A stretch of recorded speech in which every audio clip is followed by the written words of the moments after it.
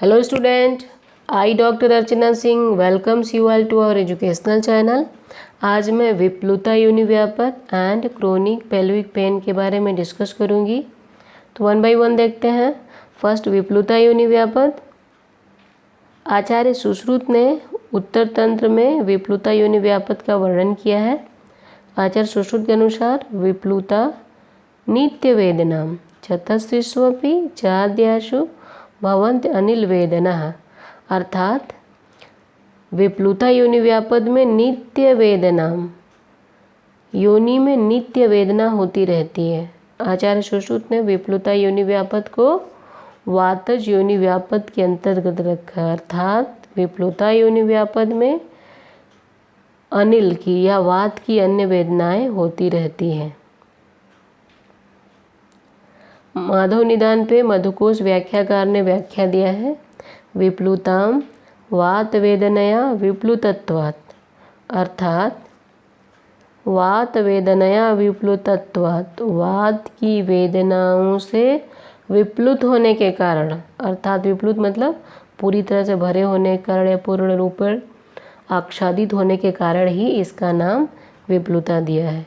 तथा इसमें बताया है कि जो विप्लुताम नित्य वेदना, कि इसमें नित्य वेदना क्यों होती है उसके लिए बताया कि वात वेदनाया है ना, कि वायु के अत्यधिक प्रकोप के कारण, वात के अत्यधिक प्रकोप के कारण ही नित्य वेदना होती रहती है। अब नेक्स्ट इसमें आ जाता है इसका modern part, chronic pelvic pain. तो क्रोनिक पेल्विक पेन किसको कहते हैं? अगर पेल्विक रीजन में 3 महीना 3 मंथ्स या उससे अधिक का पेन हो रहा हो, चाहे तो कांस्टेंट पेन हो, इंटरमिटेंट हो, साइक्लिक या असाइक्लिक, किसी भी तरह का पेल्विक पेन जो कि 3 महीने या उससे अधिक का हो, तो उसको क्रोनिक पेल्विक पेन कहते हैं। Common causes of the chronic pelvic pain, तो कॉमन कॉजेज में है इंटरमेंस्ट्रुअल पेन या फिर mittelschmerz pain, dysmenorrhoea, premenstrual syndrome, ovarian remnant syndrome, endometriosis, adenomyosis, PID, pelvic inflammatory disease, uterine displacement like retroverted uterus, uterine prolapse, uterine fibroid, ovarian cyst, intrauterine contraceptive devices like copper T या multi-load insertion, pelvic congestion syndrome and pelvic adhesions.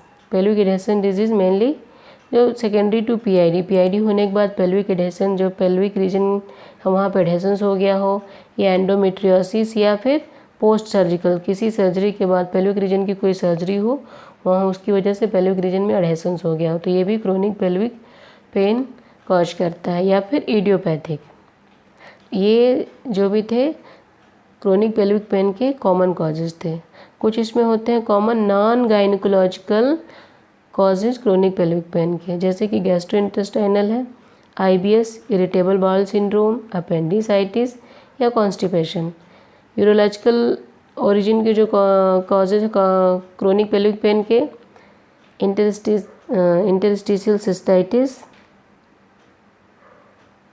Urethral syndrome या calculi, किसी भी तरह का stone हो।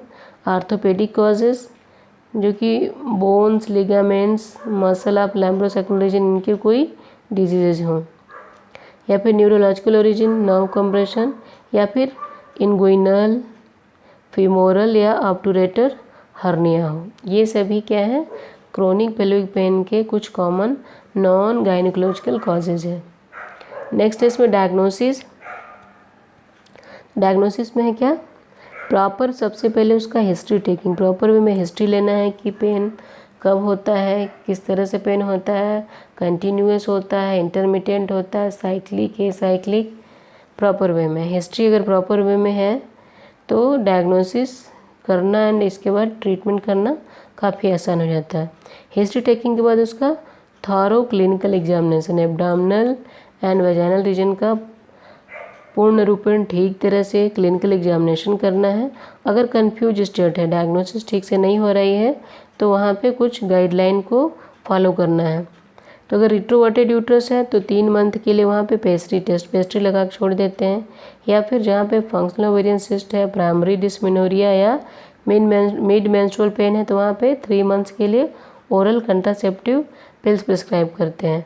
तो इसकी वजह से ओसीपीज की वजह से जो फंक्शनल सिस्ट है वो धीरे धीरे रिग्रेस हो जाता है एंड जो सिम्टम है पेन है क्रोनिक पेल्विक पेन वो रिलीफ मिलता है उसमें।